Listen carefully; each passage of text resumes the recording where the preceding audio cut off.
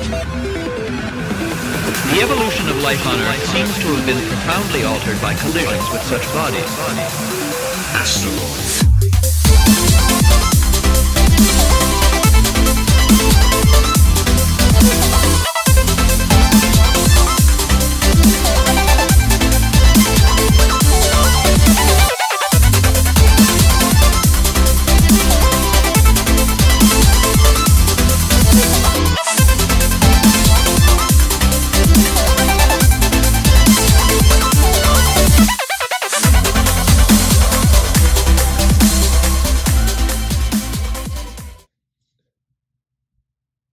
World. Monday, October 23rd, 10:19 p.m. vlog073. The purpose of these vlogs is to observe the moment, what is inside and outside, and to meditate on reality, universe, consciousness, and to document the present moment.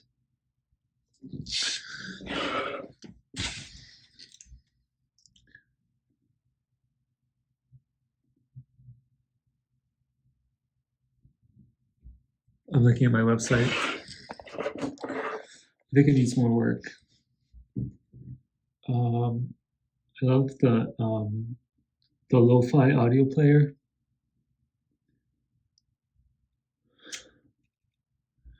I don't know if you can hear it or if it's just in my speakers. I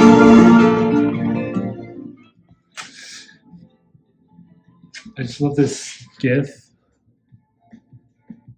It's so good. So I used to have a Django website with vanilla.js and like require.js.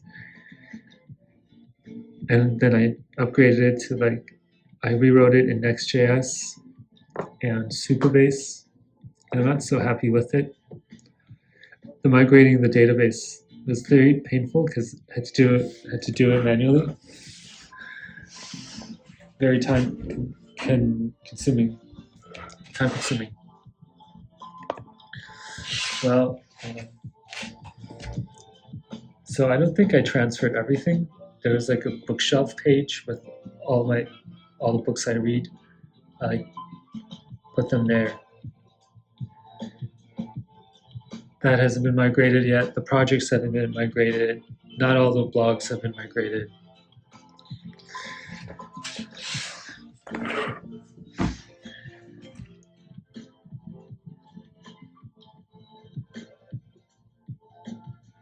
I think it's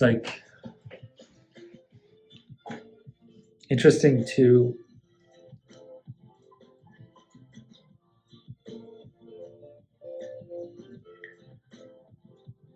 observe how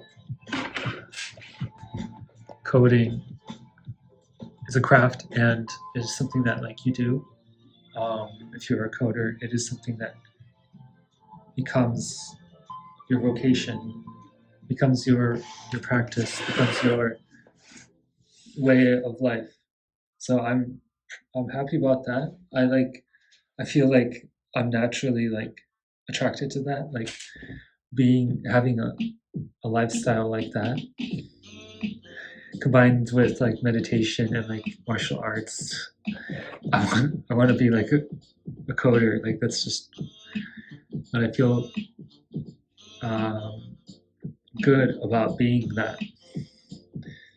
And that's not for everybody. Not everybody does that. So it's kind of interesting to observe that.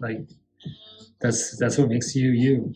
And sometimes being just in the moment, living life, immersed in life, it's not something that you are conscious of because you're just doing what you're doing. And then becomes the question of, are you a good coder? How good of a coder are you?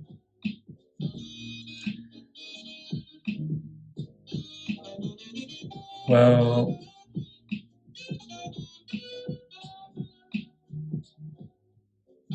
now how do you finish that sentence? I'm a chatbot. And how do I finish that sentence? I should put that into ChatGPT and see what it says. How does it convey like how it feels about having an identity and having your kind of, how do you perceive your sense of like self-worth? Is it like, because like, yeah, how do you define that? I think I define my sense of self-worth as like being true to myself. I think if I'm really living my life, if I, as Nikola Tesla said, live life to know, to remember who you are and what you're here for.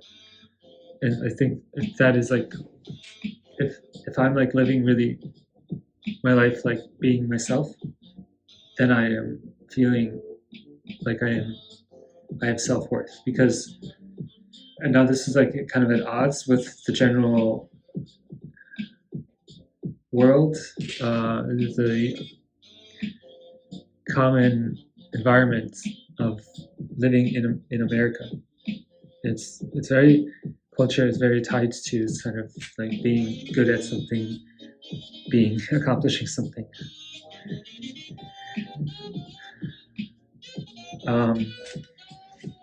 So, but with, I think, more people that are more living, that are connected to some group, to some like more connected to the earth, I would say. Maybe they are more like, now there's a lot of variety of different people, how they are part of a meta-organism of their environment, of their social conditioning. So this is like super interesting about like being a person that like has traveled around the world. You kind of understand that like there are different types of people. Different people have different experiences, and then you can observe them. And then this like goes back to like Gulliver's Travels, like the book from like the 16th century. And I think the great travelers, the sailors back then, of course, they were also aware of this as like you come to a new world, a new land, and you see the civilization, and you see how it is, how the people there are part of this larger network. And then also you look back on the country you came from, whether it's like Spain or Portugal or Denmark or England, you realize that kingdom is just the same. And now you're just this observer, which is like the brilliant thing about like the experience of the world travelers that had like driven prop had driven like kind of a lot of the exploration and development in like Western civilization. It was this kind of experience. And so going back to where I am now, like how do I define my self-worth as an identity? My identity is this person with this history, and being like outside of all of these social conditioning systems, and being a citizen of the earth, and being, and no, yeah. So in short, like how do I define my self-worth? It is tied to being myself and living my life to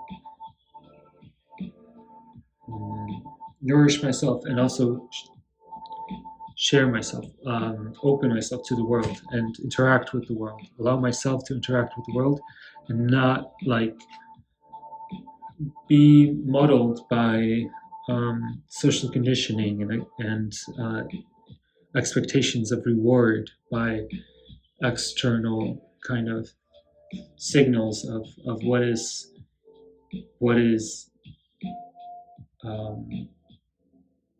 attractive. and versus that, looking deeper into the true nature of what is beautiful, of what is good, and what is true. Looking deeper into what is good, what is true, what is beautiful, the foundations of our civilization. That's 10 minutes. That went by quick. And all the time I'm just thinking about the startup, synducer.com, and thinking about, so this is the most important part. Like here I've been just like going off on um, kind of themes that have been kind of in the air. And now just to cut to the chase, to the bottom line is like, what is it that is occupying my mental space throughout my days? It is, how can I make the startup synducer.com like be a valuable product for people that gets them to come and like use it and solve some problem for them. So really thinking about like, what is the exact use case, what is the exact person, what is the exact time in which they would use this. And so I'm thinking right now, like, okay, the uploading a file and then chatting with it. Now, right now, I'm working with writing it in JavaScript in the backend, and with Next.js, and moving away from the Python backend, which is very slow. And I feel this is a good step. And then making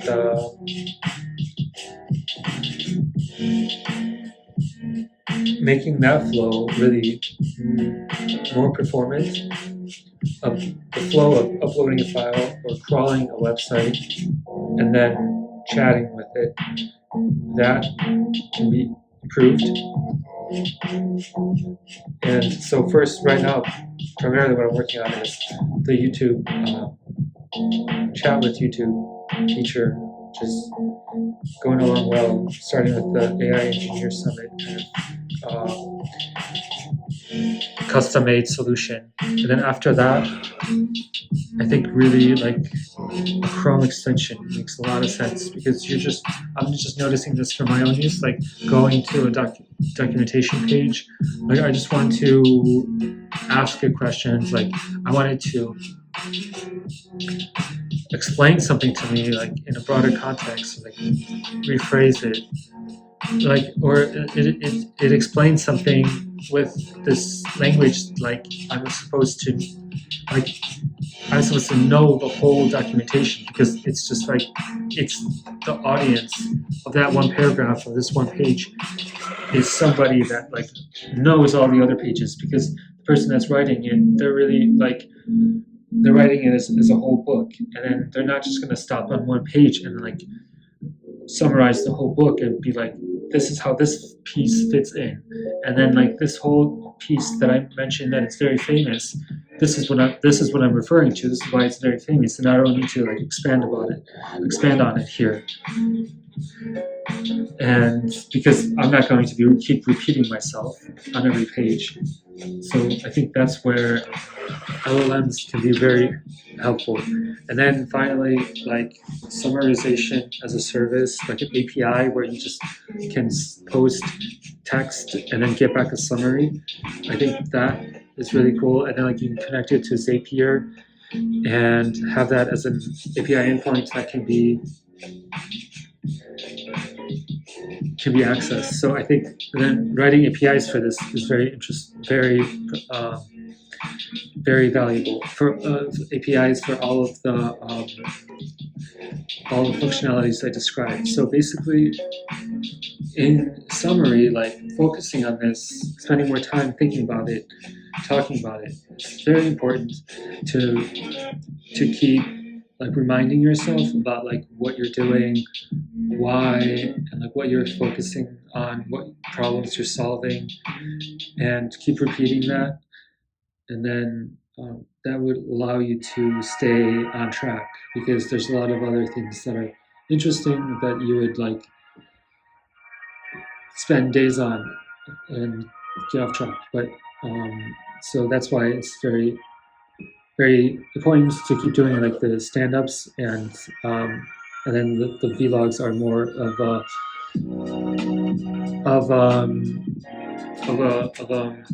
exploration and articulation of all of these different concepts that are happening as I'm moving through the day, of like taking care of this, taking care of that, and like taking some time to step back and see all of these functions, processes that I'm doing. Say, like, for example, like in the morning I just worked. I had this one call about this kind of arrangement, partnership. Then I went to like have Muay Thai, and then like I had like lunch, and I had like dinner, and I had like a call with somebody, and I watched a movie. And you're always like doing something, but then like taking a step back and like being able to reflect upon your day and reflect upon all of these things that you're doing gives you an ability for your mind to capture it and then be able to get the gist out of it. And also like, so this is like referencing kind of like how large language models work with summarization and memory, of like a really great paper called MemGPT that is like about this. So that's almost 16 minutes. I'll end it there. In closing, like that's my day. I think like these vlogs are really like summaries. Also, in a way, they're a way to process the whole day and then like be able to look back upon it and then like pick out the real things that are like really interesting, and then like be able to see a pattern quickly over the span of weeks, of all of these days, and this span of weeks and span of months, and then the span of years. You can look back and be like, oh, this little sentence was a seed that grew, and then this sentence was just there, and off it went through its cycle of death and recycle. So that's why biofeedback mechanisms are like natural extensions of our intelligence. Biofeedback mechanisms, as in writing or play, like drama or things like that, and also like literature and journaling, diarying, and also vlogging. These are biofeedback mechanisms. So in closing, that's it.